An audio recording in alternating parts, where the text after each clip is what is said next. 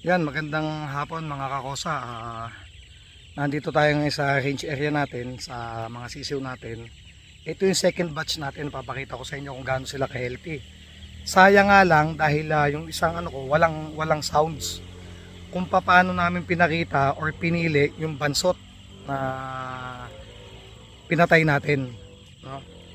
Dahil importante yung sa mga sisiw katulad ng mga nandito na i-out mo na kasi total bansot din naman yun.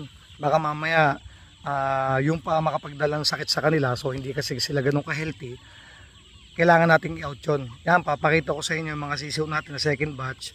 Bali ito, 1 buwan at 10 araw. Tingnan nyo kung gaano sila ka-healthy. Kaya pare, palakad mo hanggang doon ka sa dulo. Usang mong patutukain. Yan, ito ang second batch natin. Ito ay born November 25. So 129 heads to. Binawasan ko ng 2. Healthy sila kung mapapansin nyo. Tsaka medyo maganda yung area natin, malaki. Yan, malaki yung range area nila. Kaya kaya pwede to. Yan. Nakakatuwang tingnan na malalaki sila. Yung napansin ko, malalaki. Yan ang atin. Ito ang farm manager ko dito sa breeding, si Kendall. Yan. Ayan sila, nakakatuwang tignan. Yan.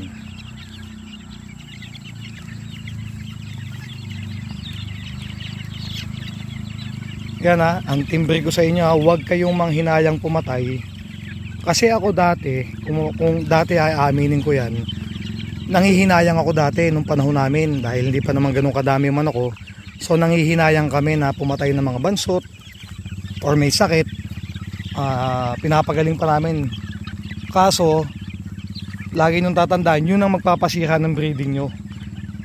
Kasi once na nagkasakit ang isa, tapos ibabalik mo sa kasama ng good, mauubos din lang. Kaya lagi sabi sa inyo, ang sisiw once na nagkasakit na, huwag nyo nang isama sa good, ibukod nyo na sila. Kung naawa kayong patayin, ibukod nyo na, palakihin nyo na lang sila ng nakabukod.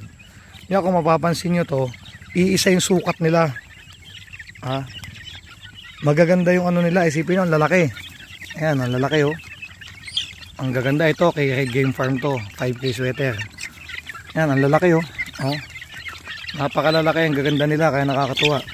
Ito yung puti natin, mailap. Tingin tayo ng itim.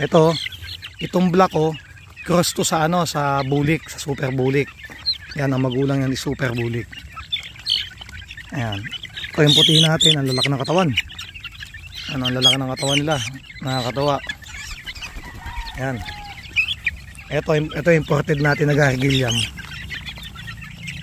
Ayan, imported na Gary Gilliam. Diba, ang lalaki. Ayan siya. Tapos kung meron sana kayong range area na medyo malaki, mas maganda yon. Kasi kung mapapansin nyo tong range area ko, kukunti ngayon, 129 lang. Pero maganda siya kasi malaki. So babat taas ang sisiw natin. Kung mapapansin nyo, nandun ang bahay nila. Sa aming mga Batanggenyo, akyat panaog. Sabi, baba taas. Ayan, ang laki nyan. Ayan, malaki yan. Ako nga, pag ahon na lang, pagod na eh. Ayan, tapos yung range area natin, kung mapapansin nyo yun, yan, bubong na lang ang kulang. Doon natin mapapalagay yung third batch natin. Tapos ang gagawin ko dyan, gagawin nung tao ko na duplex. Kasi dalawa, lahat pa diretsong ganun ang net nila. Ayan, at saka maaliwalas dito, presko. Nakakapaglaro ng ayos ang manok natin. Yan, ganyan kaganda yung ating Hindi man tayo mga boss, ulitin ko, hindi po ako big time gaya ni na Atong Ang, hindi po ako big time gaya ni na Red. Ako po ay backyard breeder lang. Yan, backyard breeder lang po ako. Hindi po ako big time. Kaya ito lang ho ang nakayanan namin. Sa madahil sabi, ito po ay 1.5 hektarya. Yung lupang yang medyo madumi pa, sa atin pa yan hanggang ilalim. Hanggang ilalim pa yan sa atin yan. Tapos, yung dulong yon sa atin pa din hanggang dulo. Tapos yung, kung mapapansin yung kawayan na yon, yung kawayan, hanggang doon pa yung lupa natin. Kaso hindi pa natin sila nasasakop dahil syempre utay-utay tayo hanggang sa mapaganda natin to. Siguro by next year kaya na ng tao natin yan, kasi nagdagdag uli ako ng isang tao dito. So 3 sila dito, tsaka 3 tauhan ko sa baba sa cording area ko. Ayan, sa 100 heads sa tansya ko, yung mga sisiw na yan, malaki to, napakalaki na itong range na to para sa akin yan. Kaya sa nagpapasalamat ako dun sa mga nagtiwala sa team namin, ANA Game Farm na tsaka ang aking team na mga bumili. Sa totoo lang, napakadami na hong bumili sa atin. Nasa almost 80 persons na yung nag-avail ng ating pahulugan system. Kaya sa tingin ko, unay Diyos, mas dadami pa sila, mas dadami pa, no? Kaya salamat po sa tulong nyo, at ang masasabi ko lang, umasa kayo na makukuha nyo ng maayos, magandang materialis nyo para sa ikabubuti. Kaya lagi kong sabi sa inyo, salamat sa lahat ng tumulong sa akin, yung mga bumili. Malaking tulong sa amin yun, para lalo pa natin mas mapaganda yung manukan natin, at mas madami pa tayong matulungan na backyard breeder or mga OFW. Kasi ang target ko talaga dito, mga OFW na kailangan na gusto kong matulungan, dahil kasi OFW ako, tsaka yung mga breeder na maliliit na hindi kayang bumili sa mga malalaking farm. Although siguro kaya naman nila, kaso syempre may pamilya yung mga yan, uunahin nila yon, diba? Ayan. Kaya ang unang-una kong pinapasalamatan si paring Robinson Diaz ng Cavite, nasa US siya. Yan ang isa sa tumutulong sa akin kung paano natin mapalago itong farm ko. Isa sa tumutulong sa atin yan sina Pat Delgado, mga kadikit talaga yan, sina Gary Montero, mga taga Italy, paring Uyo Manalo. Yan, mga tropa natin yan na maaasahan. Ayan, kaya sana ipanalangin nyo pa na lumaki sila ng maayos para makatulong tayo sa ibang backyard breeder. Yan, meron na tayong 500 heads na sisiw. Tapos may nakasalang tayo pipisain December 21.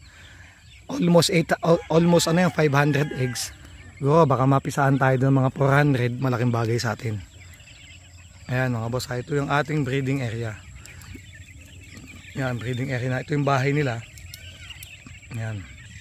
Ayan na, doon sa mga nagpapa-shoutout sa akin, message nyo lang po ako kasi medyo madami, hindi ko naman malahat.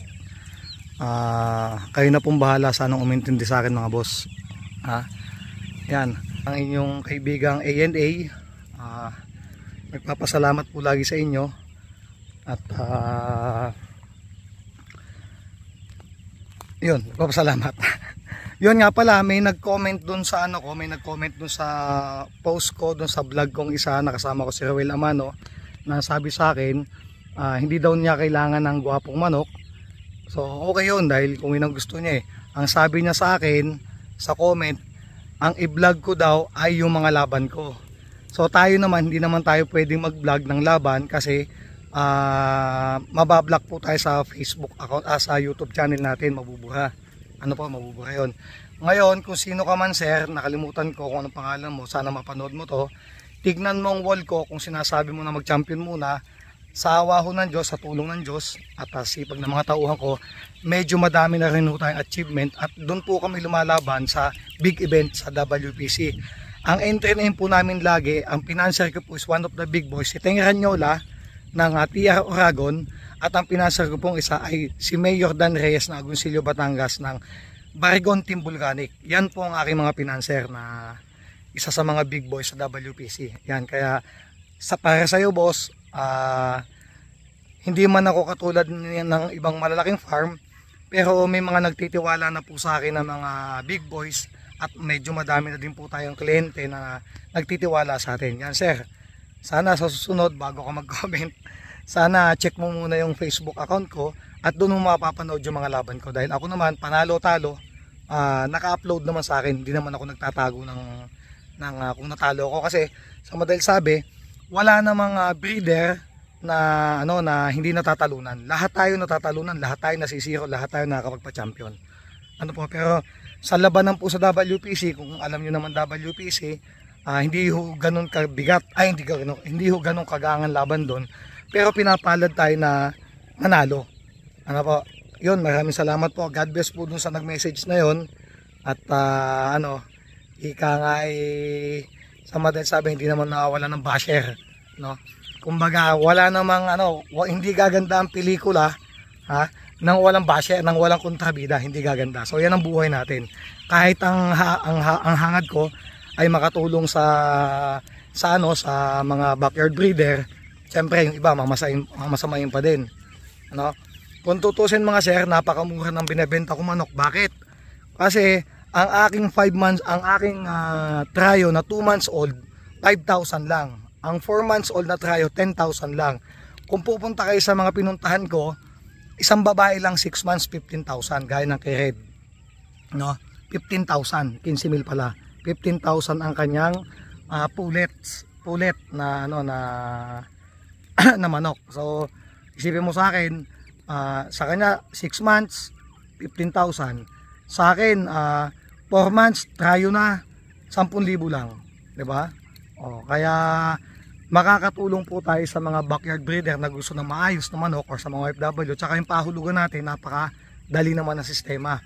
Dahil ang pahulugan ko mga boss, hindi ko kayo inuobliga na maghulog weekly or every 15 days. Sa akin, ang hulog nyo lang kung kailan kayo makaluwag, kung magkano. Basta before po may release ng manok, dapat po naka-fully paid po kayo. Yun mga sir, God bless po at sana ingat po kayo palagi. At dun sa mga OFW, ayan ramdam ko kayo kung gaano kahirap dyan dahil OFW din ako hanggang ngayon. Yan, ingat po kayong lahat. Ito po ang inyong kaibigang Sabong Kakosa, A&A. Dito tayo sa ating maliit na range. Ayan si Kendall, kaway-kaway. Ayun, ang aking farm manager dito sa taas. Ayun, ayan ang ating farm manager dito sa taas. Siya ang nagmamanage ng ating mga sisiw dito. Ayan, salamat po. Ayan mga kakosa, ito yung mga nagpapashoutout sa akin. So sinulat ko kasi limot ko na dahil medyo madami. Tapos yung ibang hindi ko ma-shoutout, message nyo lang ako. Yan, unang-una shoutout po kay Alvin Villanueva. Hindi ko alam kung taga saan. Si Dan Lord Vlogs. Yan. Search nyo sa, baka may titip din siya sa inyo. Si Jason 515Z. Tapos si Rico de Lima. Shoutout po sa inyo sir. Nel Merdatonio 1002, shoutout po sa inyo. At kay JC Joe Gardiola ng 3676. Tapos JR Lucky 16GF 80, Future 4544. At kay Sir Albert Ayop. Tsaka shoutout po dito sana, baka may gusto magpagawa sa inyo incubator. Shoutout po kay CK Incubator from Allen, Northern Samar. At saka shoutout po kay Big Boy GF. Yan, yung kliyente natin, si Big Boy GF na kumuha sa akin ng trio na isang, nalimutan ko, 5K ata ba o Golden Boy na 2 babae. Yan, sa susunod na magpapa-shoutout mga boss ha. Message lang ako para ma-shoutout ko po kayo. God bless po sa inyo lahat. Basta kung may konting katanungan kayo, mag-message lang kayo sa akin. At kung kaya ko sagutin, sasagutin ko po. Yan, God bless po sa inyo lahat. Salamat.